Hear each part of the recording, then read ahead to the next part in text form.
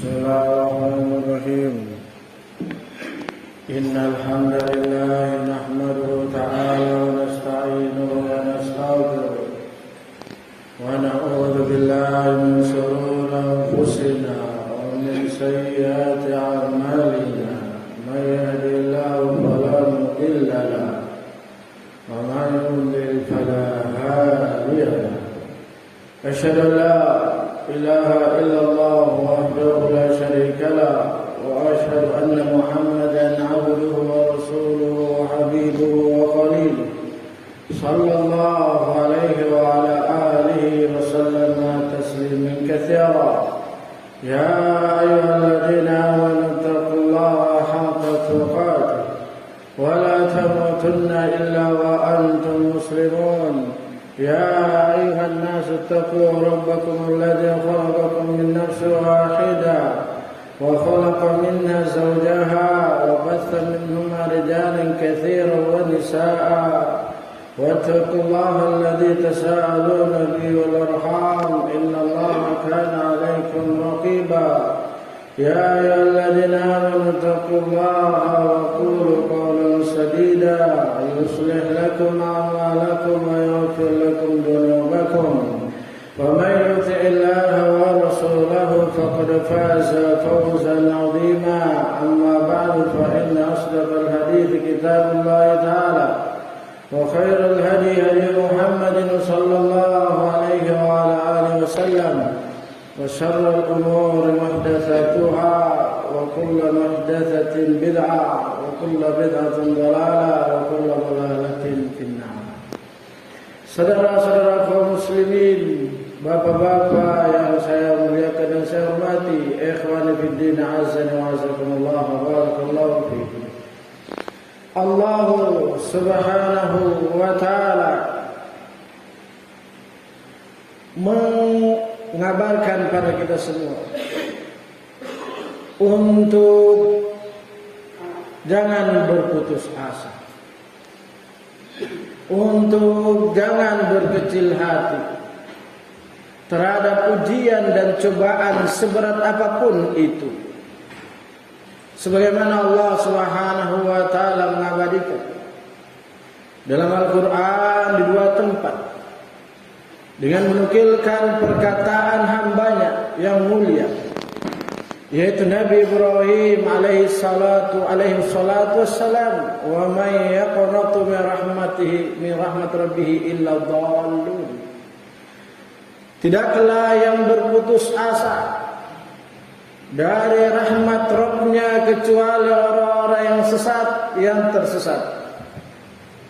Dalam ayat yang lain Allah mengabadikan pula, menukilkan perkataan hambanya yang mulia, yaitu Nabi Yakub kepada anak-anaknya ketika anak-anaknya sudah mulai berputus asa dari kehilangan saudaranya yang berpuluh tahun tidak bersama mereka.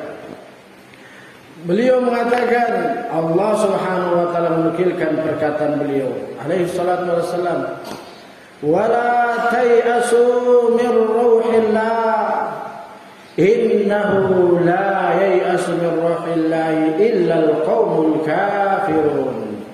Jangan kalian berputus asa dari ruhillah, dari rahmat Allah. Sesungguhnya tidak ada yang berputus asa dari rahmat Allah kecuali orang kafir. Dari dua ayat yang mulia ini Allah mengabarkan pada kita bahwasanya orang-orang yang sudah berkecil hati, orang-orang yang sudah berputus asa, orang-orang yang sudah minder, orang-orang yang sudah kecil harapan dia untuk terus berupaya dan berusaha, itu menunjukkan ciri-ciri dari satu dan dua kaum, tersesat atau kafir. Dan itu tidak ada pada diri seorang muslim, tidak ada pada diri seorang mukmin yang sudah mengatakan la ilaha illallah Muhammadur Rasulullah. Tidak ada pada diri seorang muslim ciri tersebut, berputus asa. Oleh karena itu, wahai saudara kaum muslimin, bapak-bapak yang saya muliakan dan saya hormati, ya ikhwani fi din, azza wa azakumullah wa barakallahu fikum. Apabila kita tertimpa ujian, cobaan, apapun namanya dalam kehidupan dunia ini, baik itu dalam masalah dunia kita ataupun akhirat kita, jangan berkecil hati, jangan berputus asa, jangan melemah, jangan menjadi kerdil harapan ini, karena tidak ada yang mustahil di sisi Allah Subhanahu wa taala. Namun bila kita terjangkiti sifat tersebut, maka ini merupakan suatu hal yang Allah Subhanahu wa taala heran pada kita semua. Allah Subhanahu wa taala, Rasulullah sallallahu alaihi wasallam mengatakan, "Ajiba rabbuna min qunuti ibadihi wa qurbi ghayrihi, yanzuru ilaikum nazilina qanitin, wa yadhallu yadhaku ya'lamu anna farajakum qaribun." Allah Subhanahu wa taala heran terhadap keputusasaan hambanya, padahal perubahan untuk Allah merubah dirinya sangat dekat dari keadaan yang sedang dihadapi. Yadhallu yadhaku, maka Allah tersenyum dan tertawa.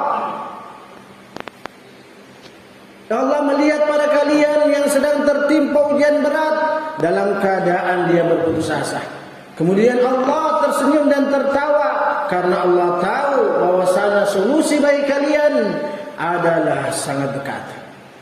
Dari hadis ini kita bisa mendapatkan banyak pelajaran, banyak ibrah, petuah, nasihat dari Rasulullah SAW bagi kita semua sebagai umatnya. Yang pertama, yaitu Allah memiliki sifat heran yang sesuai kemuliaan dan kebaguan dan kebesaran Allah. Yang kedua, sifat heran Allah ini adalah bukan sifat kekurangan, namun Allah sifat heran.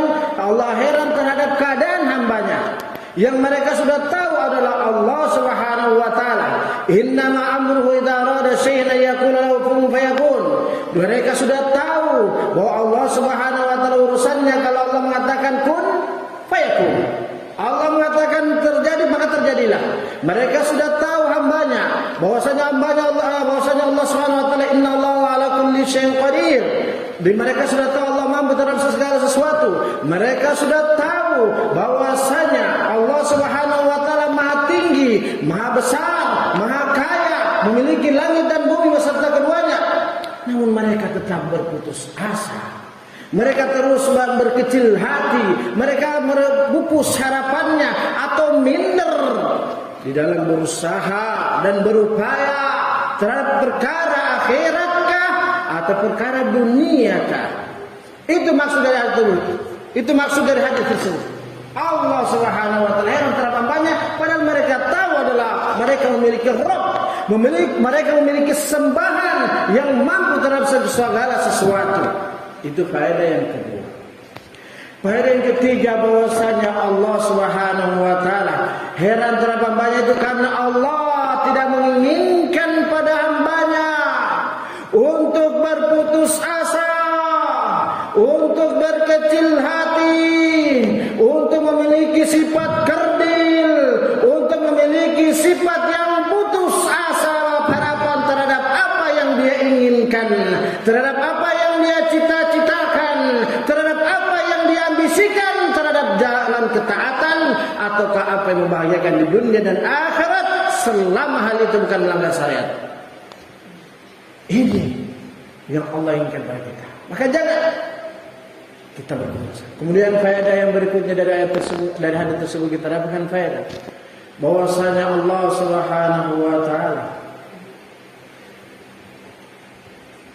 tidak akan membiarkan hambanya, atau sebelumnya dengan hadis tersebut Allah Subhanahu wa taala kepada setiap hambanya mukmin Allah akan memberikan ujian. Allah akan memberikan tantangan, dan itu sunnah Allah, tetaplah.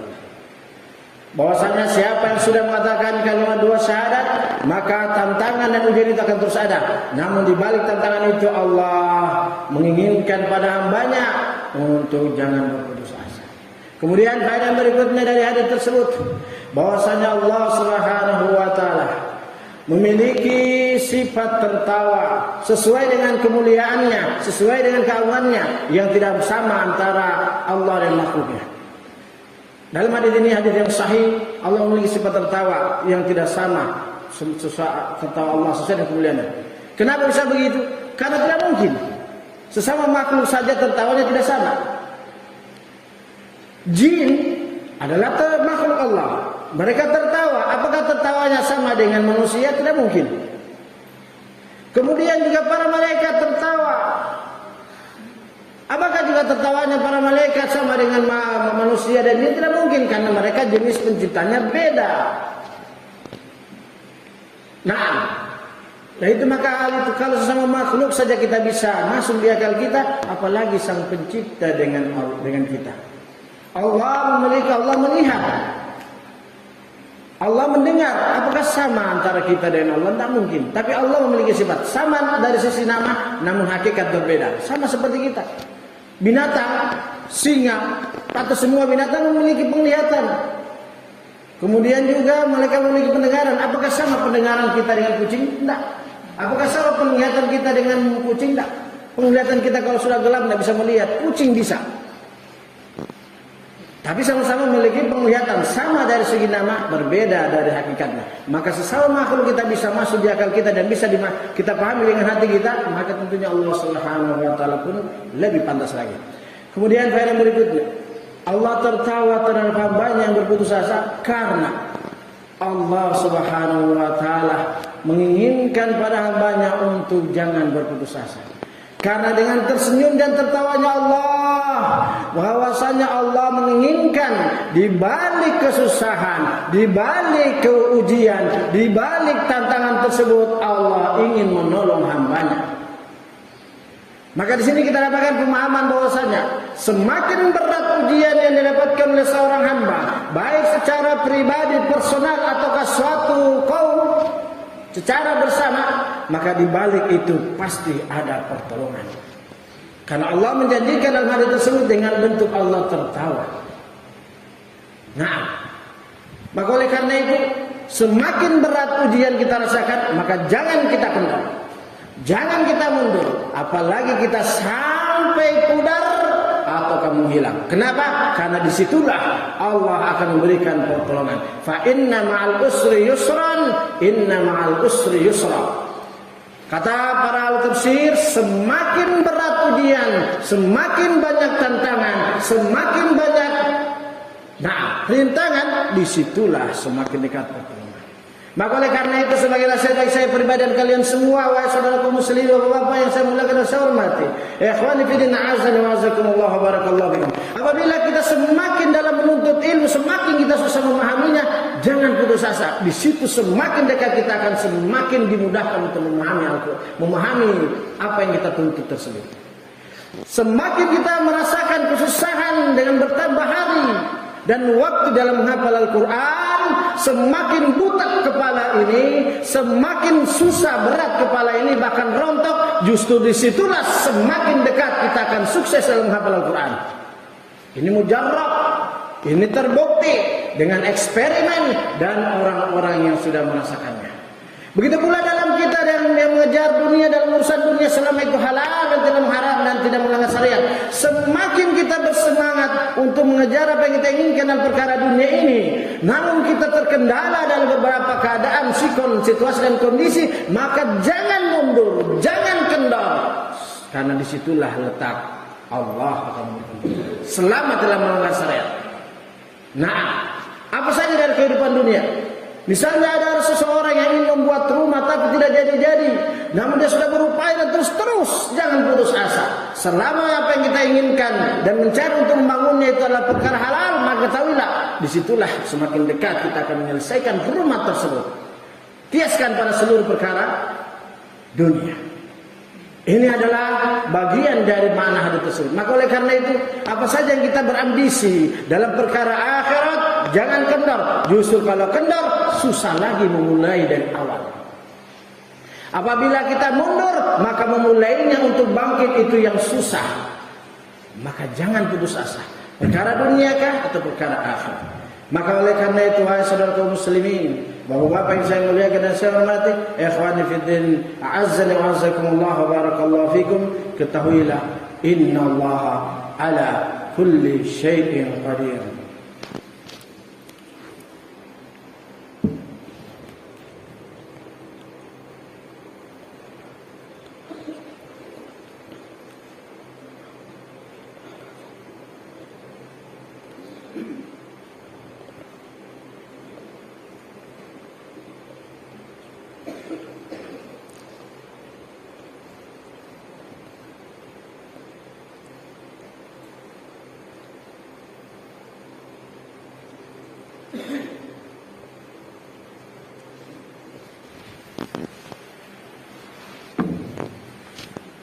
Bismillah, wassalatu wassalamu ala rasulillah wa ala alihi wa sahbihi wa mawala. Kita lanjutkan dari pemahaman hadis tersebut secara ringkas. Wa illa, banyak sekali bisa diambil dari hadis tersebut. Di antara pada hadis tersebut yang berikutnya, bahwasanya apabila Allah heran dari hambanya mukmin, itu menunjukkan bahwasanya Allah Subhanahu wa taala menyayangi hambanya. Dan Allah ingin menolong dan membangkitkan hamba tersebut dari keterpurukan.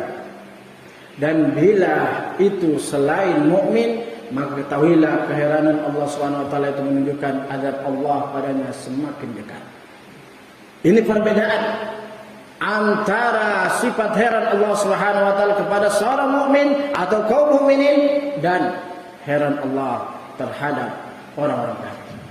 Allah Subhanahu wa taala berfirman, "Qul ya ibadiyalladzina asrafu ala anfusihim la taqnatu min rahmatillah." Wahada, katakanlah Muhammad kepada hamba-hambaku yang mereka mendolimi diri-diri mereka sendiri dengan melakukan kemaksiatan atau meninggalkan ketaatan, maka jangan mereka berputus asa, jangan mereka berkecil hati, jangan mereka memiliki sifat yang kerdil dari rahmat Allah Subhanahu wa taala. Di sini Allah Subhanahu wa taala menginginkan dalam keheranan yang Allah heran terhadap hambanya yang berputus asa dari kaum mukminin untuk bangkit, untuk kuat, untuk jangan lemah, baik itu dalam perkara akhirat apalagi perkara dunia yang ringan dan remeh ini. Namun bila itu adalah selain kaum mukminin, maka itu adalah alamat dan tanda besar kaum tersebut akan merasakan azab yang pedih, sebagaimana Allah Subhanahu wa taala berfirman, "Bal ajibta wa yaskarun wa idza dzukiru la yaskurun wa idza bal ajibta wa yaskarun wa idza dzukiru la yadhkurun." Kata Allah Subhanahu wa taala, bahkan saya heran, kata Allah Subhanahu wa taala, dengan mereka meremehkan apa yang kamu serukan wahai Muhammad. Bahkan aku heran terhadap apa yang mereka mengolok-olok terhadap dakwamu, padahal mereka tidak mampu untuk mengalahkan aku. Apabila mereka diingatkan, apabila mereka dinasihati, apabila mereka ingin diluruskan dari kesalahan mereka, mereka tidak mau menerimanya. Ini di sini menunjukkan bahwa Allah heran. Naam, bal ajibta dalam qiraah bacaan Ibnu Abdullah bin Mas'ud, bal ajibtu. Di sini menunjukkan Allah heran terhadap mereka, maksudnya Allah akan semakin mendekatkan mereka kepada Allah. Dalam ayat lain Allah Subhanahu wa taala berfirman, "Wa in ta'jadu fa'ajabun qawluhum aidza kunna turaban inna la fi khalqin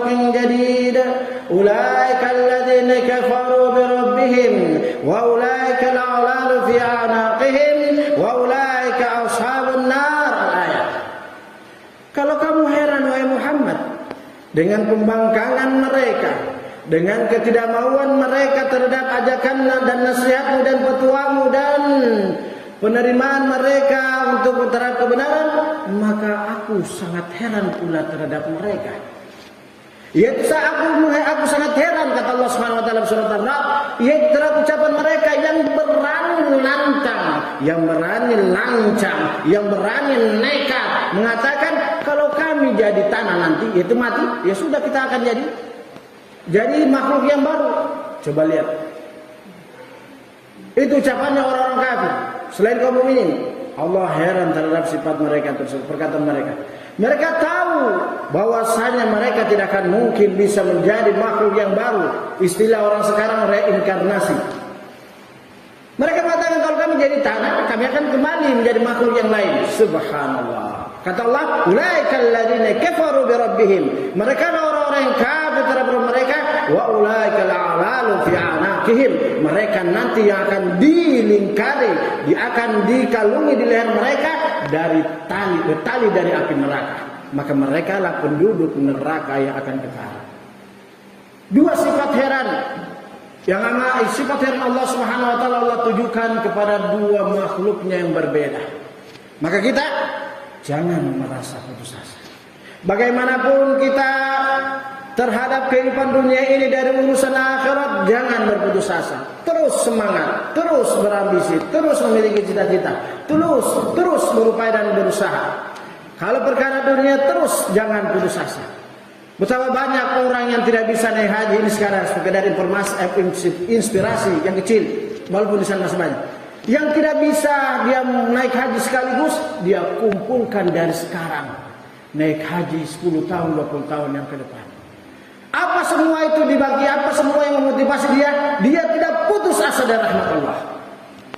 Apa yang memotivasi dia semua itu? Dia motivasinya adalah karena dia tahu Allah pasti menolongnya. Ini contoh kecil. Kiaskan pada yang lain. Begitu pula dalam permasalahan akhirat.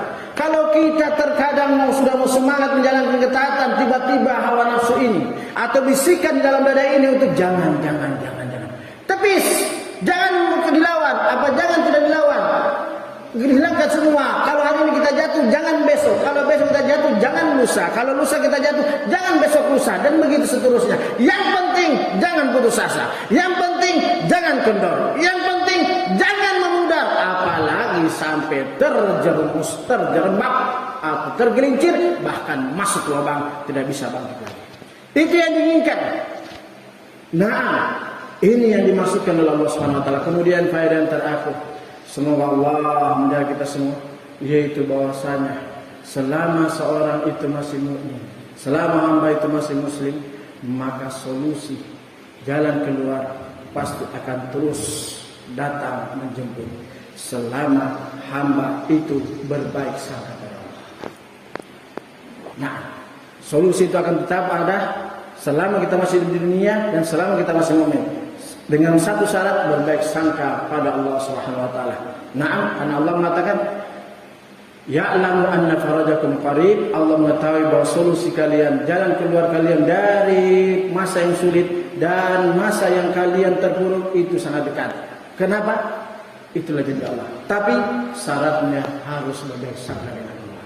Maka jalan keluar itu, solusi tersebut itu semakin dekat, semakin cepat, sesuai dengan kadar baik sangka kita pada Allah. Baik dalam perkara akhirat atau perkara dunia. Tapi kapan itu baik sangka kita memudar atau kurang, bahkan mungkin 50-50, maka jangan salahkan siapa-siapa kecuali diri kita. Kenapa? Karena Allah Subhanahu wa taala berfirman dalam hadis yang sahih, hadis Al-Qudsi, dalam riwayat Bukhari dan Sahih dalam adab mufrad dari hadis Abi Hurairah radhiyallahu taala anhu, qala Rasulullah sallallahu alaihi wasallam fima yarwi an Rabbi azza wa jalla annahu qala ana inda dhanni abdi bi. Saya tergantung bagaimana hambaku berbaik sangka. Saya tergantung, kata Allah Subhanahu wa taala, saya tergantung dengan berdasarkan sangkaan hambaku padaku, kata Allah Subhanahu wa taala. Begitu, ya.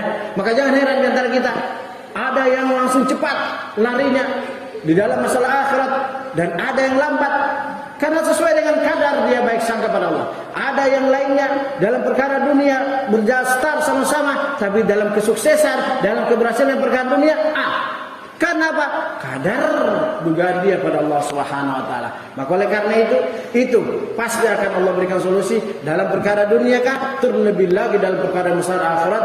Maka Allah pasti selama kita masih mukmin, kita masih muslim, namun dengan satu syarat, sesuai kadar sangkaan kita pada Allah. Perbaiki sangka kita pada Allah, perbanyak baik sangka kita pada Allah, berbesar baik sangka kita pada Allah, maka disitulah solusi kita akan dapatkan. Wa akhiru da'wana alhamdulillahirabbil alamin.